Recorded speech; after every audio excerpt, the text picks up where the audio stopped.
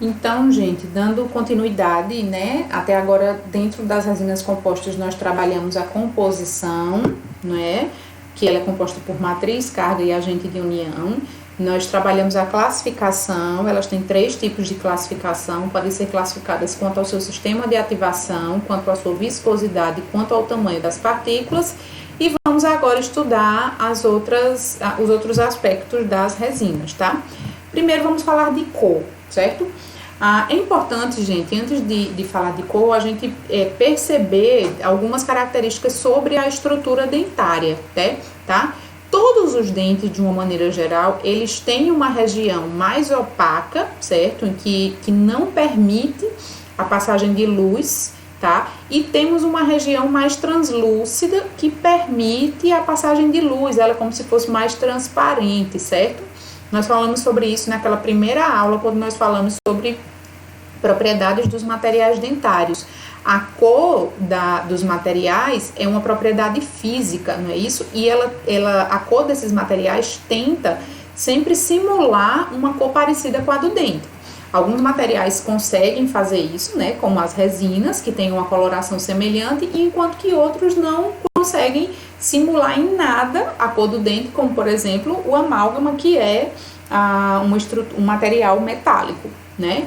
Então a estrutura, todo dente, seja ele um dente anterior ou posterior, ele vai ter essa característica de ter uma região mais opaca, que é mais próximo da região cervical, e uma região mais translúcida, que é mais próxima da região incisal ou oclusal, tá?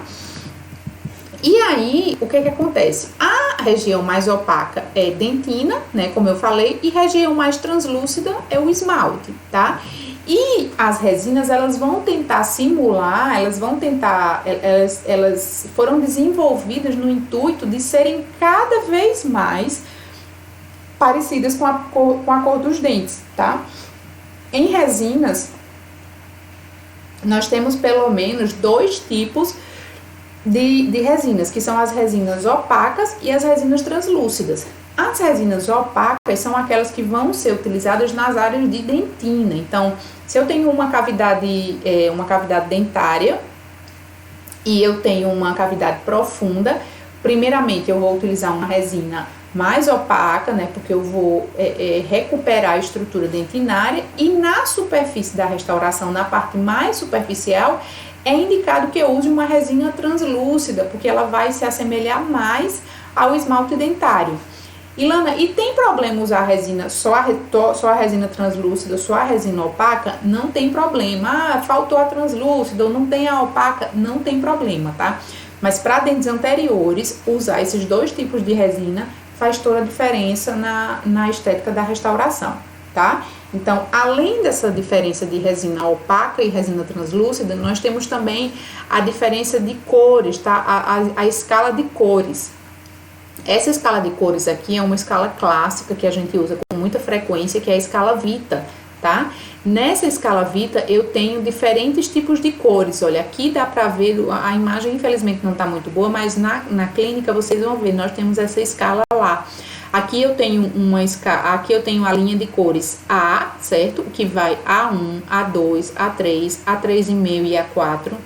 Depois eu tenho B, B1, B2, B3 e B4.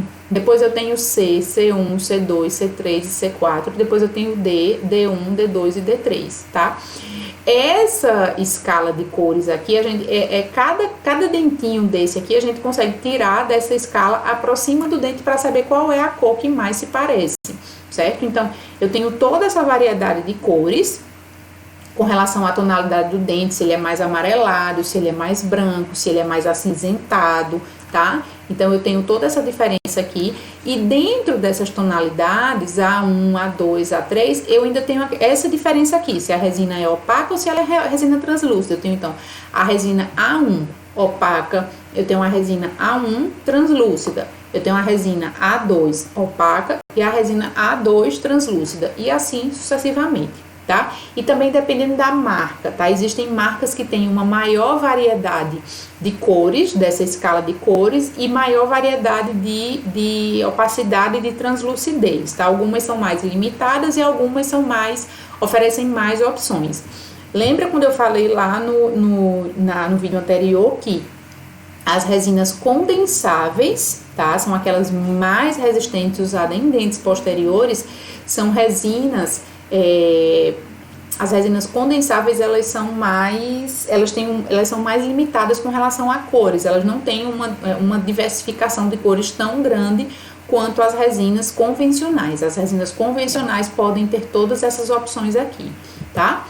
Aqui, por exemplo, olha, eu tenho um exemplo para vocês dessa marca de resina aqui, que é Platique, se eu não me engano, tá? Mas é a LXS, a resina LXS, e eu tenho, olha, todas as opções de cores aqui. A resina A1 de esmalte, a resina A2 de esmalte, a resina A3 de esmalte, A3,5 de esmalte, certo? Que são as resinas translúcidas. E eu tenho aqui as resinas opacas, olha, opaca A1, opaca A2, opaca A3, uma opaca uma opaca A2 ainda muito opaca, ó, porque ela ainda define aqui a característica, olha, opaca ou muito opaca, tá? Então, essa resina LXS, ela tem todas essas opções de cores aqui, que estão representadas nessas bisnagas aqui. Elas ainda fazem uma diferença para esmalte ou dentina que passaram por um processo de clareamento, tá? Então, a indústria desse material, da resina, é cada vez, as tecnologias são cada vez mais avançadas para que o material seja cada vez mais parecido com a estrutura dentária, tá? Porque dependendo da necessidade, se for para uma lesão cariosa, se for para fazer uma faceta ou qualquer outra coisa, a gente vai usar a resina que seja de uma cor muito próxima da cor do dente, certo? No próximo vídeo nós vamos começar a falar das propriedades das resinas.